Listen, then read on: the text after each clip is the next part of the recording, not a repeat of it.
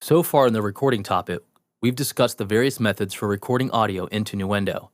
However, you'll find that Nuendo's MIDI recording capabilities are just as extensive, offering very powerful means of recording and sequencing virtual instruments, external hardware synths and samplers, and just about any other MIDI-compatible hardware you may have in your studio. So in this movie tutorial, we are going to cover the steps to set up your MIDI tracks for recording and ensure your MIDI interface is routed properly. Options in several areas of the interface will be used to ensure proper MIDI setup before you begin recording. First is the MIDI device setup and your device setup page.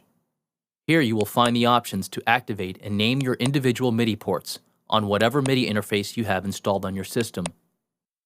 If you remember, we covered this section in detail during the System Setup and Configuration tutorial found in the introduction topic.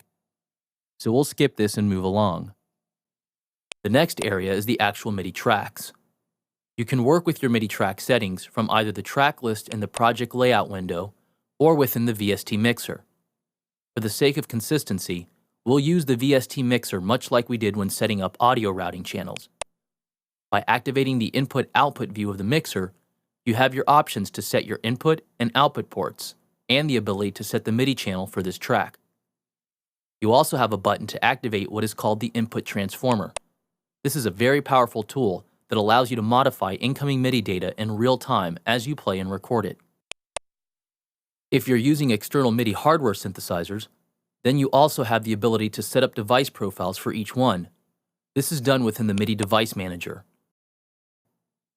Now, if we move over to the MIDI track inspector, you'll find that we have the ability to set some of the same options as well as a few new ones. So let's go ahead and take a close look at how these functions actually all work together. In the VST mixer, enabling the input-output view of the mixer will give you the ability to set which input port and which output port are used on your MIDI interface. The input port will determine which musical keyboard or other MIDI controller device you will use as your controller. The output port will determine which instrument or virtual plugin will be triggered when you play your controller. Next, you will need to select a MIDI channel.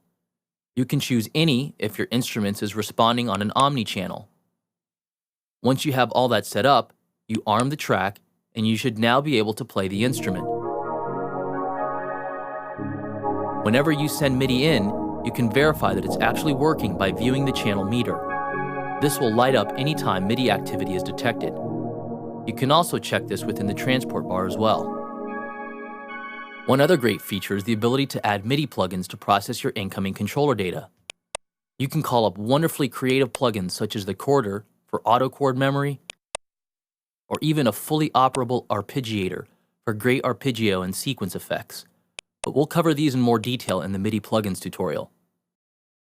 So in closing, we've covered the main areas that are necessary to set up and configure before you can begin recording MIDI into your songs.